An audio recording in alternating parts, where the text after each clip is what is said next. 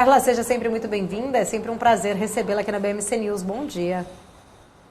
Bom dia, obrigada. O prazer é todo meu, sempre maravilhoso participar aqui e conversar um pouquinho sobre economia com vocês. Obrigada.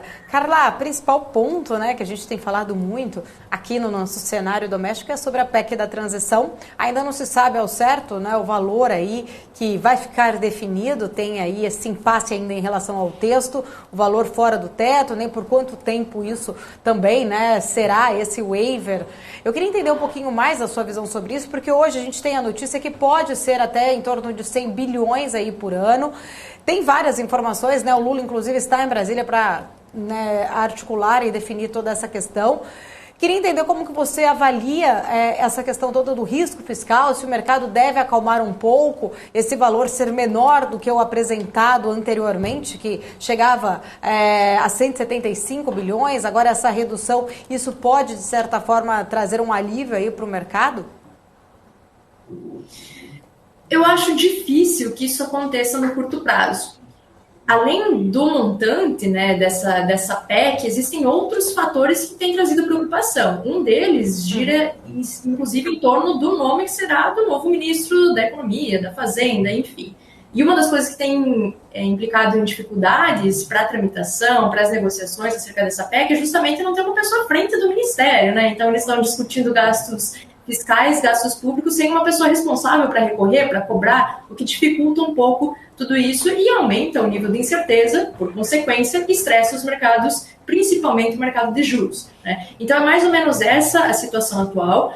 Claro que nós estamos caminhando cada vez mais para uma situação em que estamos próximos de ter esse nome divulgado. Pelo que eu tenho conversado com analistas políticos, inclusive, talvez esse nome saia ainda nessa semana, quiçá até o final da próxima semana. Então, a partir daí, a gente deve ver algum movimento de arrefecimento, né, nesses mercados que têm operado com um grau de incerteza gigantesco, é justamente por isso que nós vemos toda essa volatilidade, todo esse reajuste na curva de juros, né, tanto para os juros de curto prazo como para os juros de longo prazo. E, em se tratando de montante da PEC, existem alguns pontos que já foram expurgados, né, que já não tem mais uma probabilidade muito alta de acontecer. Acho que o primeiro ponto deles é de que o projeto inicial, ou a ideia inicial, era de que nós não tivéssemos um prazo para esses gastos adicionais. E o Congresso, nas suas negociações, manifestou a sua intenção de deixar um prazo, né, para que isso acontecesse. Então, o governo, né, nessas negociações, o governo falou inicialmente que não queria prazo, aí o Congresso veio com um prazo de 1 ano, nessas negociações foi diminuindo de 4 para 2, agora a gente está ali em torno de 2 anos, 1 ano, e é provável que a gente fique ali em torno desses 2 anos, 1 ano, né? Então, já é uma situação melhor, né, em termos tanto de montante como de período que esses gastos seriam extrateto, mas os juros não pararam de subir. Então, é por isso que é importante a gente olhar para outros pontos que estão circulando em torno dessa aprovação da PEC, que dizem respeito principalmente ao corpo de ministros e corpo técnico, né, que estará por trás desses ministros e auxiliando esse novo poder executivo. Carla, a gente vê ali o mercado, né, um pouco receoso com os próximos passos na economia. Tinha falado muito disso aqui. Hoje mesmo o Boletim Fox trouxe uma revisão do IPCA para 2022 e também no ano que vem a Selic ficou estável. Queria saber sua visão dessas projeções. E se a Selic em 11,5% no ano que vem deve sofrer reajuste para cima? Olha, eu penso que nós estamos numa situação em que tem pouco espaço para essa Selic subir, ainda mais. Tá? Embora o Banco Central tenha mencionado que, se for preciso, se for necessário, ele reajustará, né, iniciará um novo ciclo de aperto monetário, eu não entendo que essa seja uma possibilidade com um grau de probabilidade elevado nesse momento. Por quê? Além dos movimentos domésticos, nós temos movimentos internacionais, né? E nós sabemos que esses movimentos internacionais eles são extremamente importantes para a inflação, que é a função primária do Banco Central aqui no Brasil. Então, nesse contexto, a expectativa que nós temos agora é de um início, passado esse período sazonal extremamente crítico da inflação, é de um arrefecimento nos núcleos da inflação. E nesse contexto, o Banco Central teria um pouco mais de alívio para trabalhar. Agora, isso não significa de forma alguma que nós veremos a taxa de juros caindo no curto prazo ou que nós veremos um cenário de extrema tranquilidade para as instituições monetárias, tanto aqui no Brasil como no resto do mundo. É longe disso acontecer.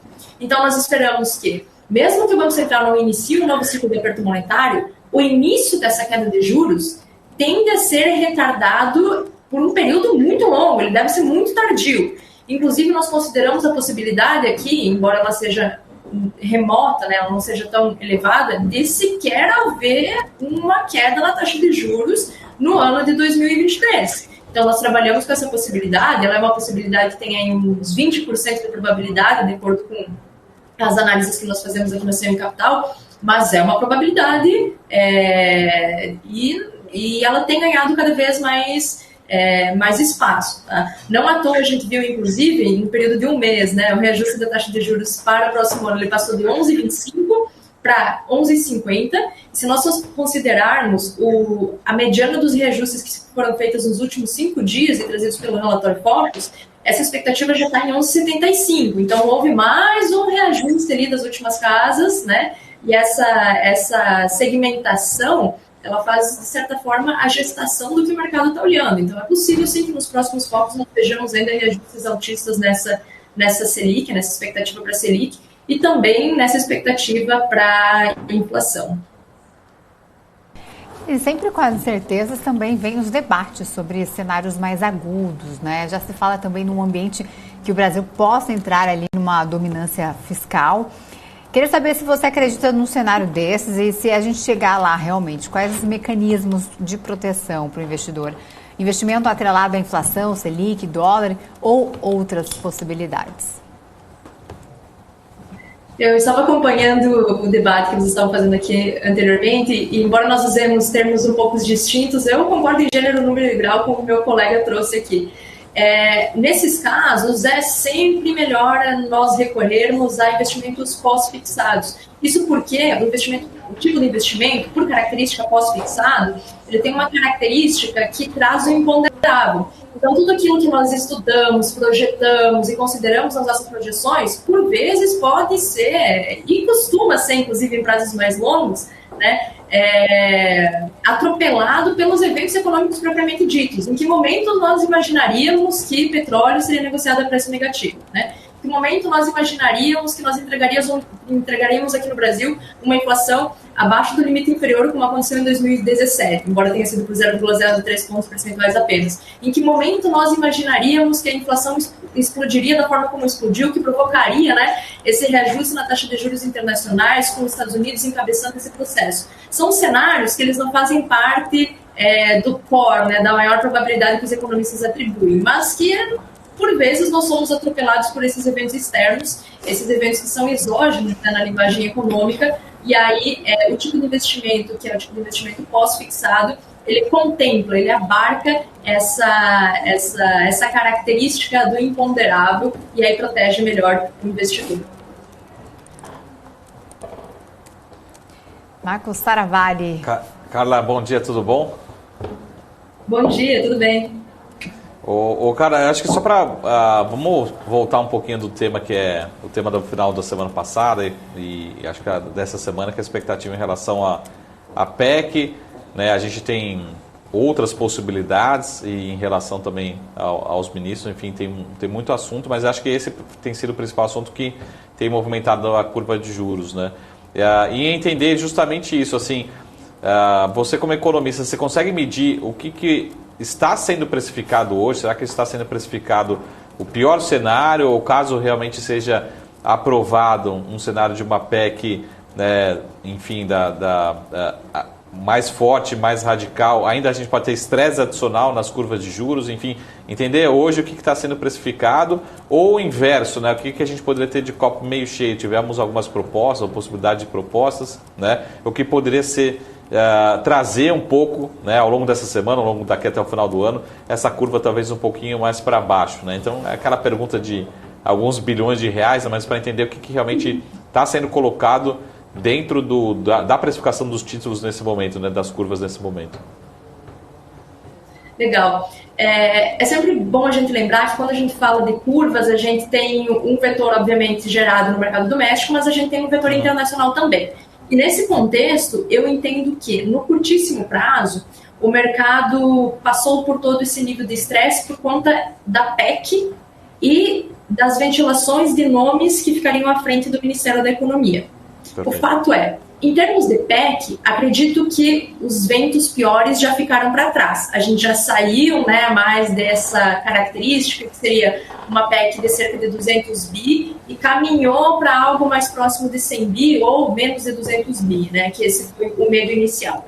Então, este medo maior, este receio maior, em termos de PEC, ficou para trás. O que eu penso que relativo a montantes que podem ser gastos no próximo ano não está precificado. Se a PEC não for aprovada, podemos ter uma MP. Isso não seria bem visto pelo mercado, obviamente.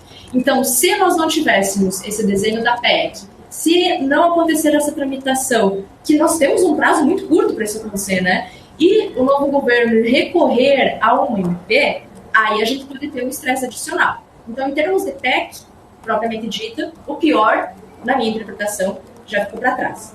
Em termos de nomes para o Ministério da Economia, o nome propriamente dito, ele traz, ele tem um aval do mercado, ou ele não tem um aval do mercado, né? Ele traz essa característica mais de credibilidade, mas ele não traz as propostas propriamente ditas. Como nós temos hoje o mercado levando em consideração que o nome político ele é muito mais provável de ficar à frente do Ministério da Economia, da Fazenda, enfim, né, do planejamento até mesmo, do que um nome técnico, de fato, se esse nome político vir, a gente pode ter algum estresse adicional, porque o mercado não considera completamente ainda essa possibilidade, ainda enxerga espaço para uma composição entre nomes políticos e nomes técnicos. Então, existe uma chance desses nomes técnicos ficarem ainda mais em segundo plano. Então, nós teríamos, sim, em relação a esse vetor, talvez um espaço para reajustes maiores em termos de juros. E aí eu chamo a atenção para um outro ponto que é extremamente importante na nossa visão, que diz respeito ao mercado internacional. Na semana passada, nós tivemos a ata do FONC. E esta ata do FONC foi lida como uma mensagem extremamente dovish em termos de mercado, né? Muito, muito tranquila, que o Banco Central dos Estados Unidos ele talvez já esteja começando a considerar reajustes cada vez menores, mas a leitura que nós tivemos aqui na Semicapital não foi essa. Nós entendemos que o Fed ele continuará com esse processo de aperto monetário e, mais do que isso, que o início da queda desses juros internacionais, ele deve demorar para acontecer. Então, esse vetor internacional, que é super importante, que nós entendemos que dentre todos os movimentos que foram feitos na semana passada, talvez tenha sido o que menos chamou atenção em termos de precificação das curvas domésticas, né? Esse é um vetor que pode pressionar as curvas também aqui dentro, assim como pressiona lá fora. Então, acho que é mais ou menos essa segmentação que nós fazemos. Tem espaço para cair, tem espaço para subir, mas, de modo geral, o frisson maior, os impactos maiores, eles parecem já ter ficado para trás em termos de especulação política, mas, obviamente, ainda existe esse potencial estresse residual por conta, efetivamente, da composição desses ministérios chaves para os gastos do governo. Carla, só para jogar um pouquinho mais de lenha na fogueira, a gente falar um pouquinho dos nomes, o mercado, principalmente, de novo, a curva de juros, bolsa, dólar, ainda muito ansioso com esses nomes, né? Mas aquela pergunta sendo direto ao ponto, assim, confirmando o nome de Haddad, a curva volta a abrir, volta realmente a estressar, enfim, essa expectativa, ou depende muito do planejamento, depende de outros ministérios, vindo com o Pércio Arida junto, enfim, qual que é a sua expectativa como economista? Ou seja, porque eu estou falando isso, desculpa a insistência, porque pode acontecer hoje ou tem uma chance muito grande de acontecer essa semana e para a gente também principalmente para quem está nos assistindo, nos preparar, né, em relação à possível reação, né, dos nomes aqui. Em se confirmando o Haddad, e tem outro nome também que nós consideramos aqui, que é o do Padilha, tá? Acho que qualquer um desses dois, à frente da economia, não seria bem recebido pelo mercado, embora seja, mais uma vez, né, a maior probabilidade é de que uma dessas pessoas assuma. Mas ela não compila, né, não abarca as 100% das probabilidades. Então, existe sim, na nossa visão, essa capacidade residual de estressar o mercado no curto prazo, uma vez sendo confirmado um desses nomes políticos. Aí, se nós tivermos nomes técnicos em outros ministérios, né, pode haver um arrefecimento sim. Mas, se tratando apenas do Ministério da Economia e de um desses nomes políticos, especialmente desses nomes ligados ao PT, nós entendemos que no curto prazo o mercado tem espaço para estressar, sim. Tem espaço para estressar. Tá ótimo. Carlos, só para voltar a um assunto que você comentou sobre internacional, depois eu volto aqui com a Isa, com a Débora.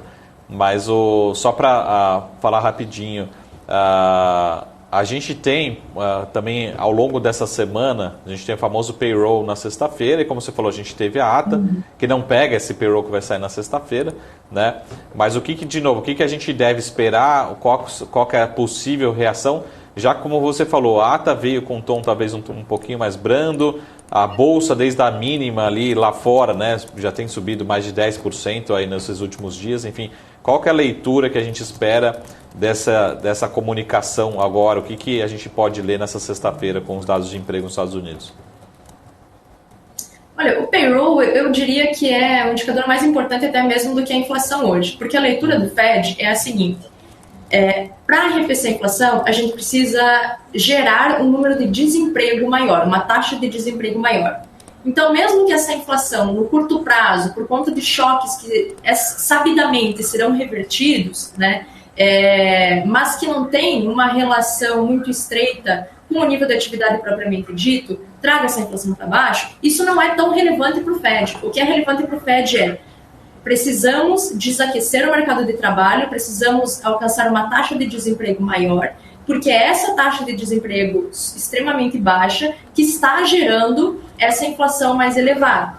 Portanto, embora os dados inflacionários sejam extremamente relevantes, o que é mais importante nesse momento é justamente o mercado de trabalho.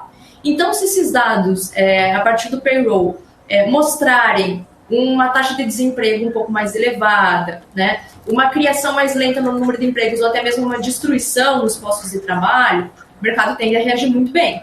Se isso não acontecer, se nós continuarmos com a mesma taxa de desemprego, né, que é uma taxa de desemprego extremamente baixa, se a característica, né, dos salários continuar a mesma, aí é mais lenha na fogueira ainda, mais pressão sobre o Fed, né, e uma situação igualmente difícil, né, em relação ao que nós vimos até agora. Mas é mais ou menos essa leitura. O foco do Fed hoje, embora muitas pessoas olhem para os dados inflacionários, principalmente para o dado que é cuspido inicialmente, né, e isso chama atenção e tem impacto sobre a precificação de curtíssimo prazo nos mercados, o foco do Fed, o foco do FONC, não é esse. O foco do FONC é o mercado de trabalho. Então, esses dados, mais uma vez, são extremamente relevantes.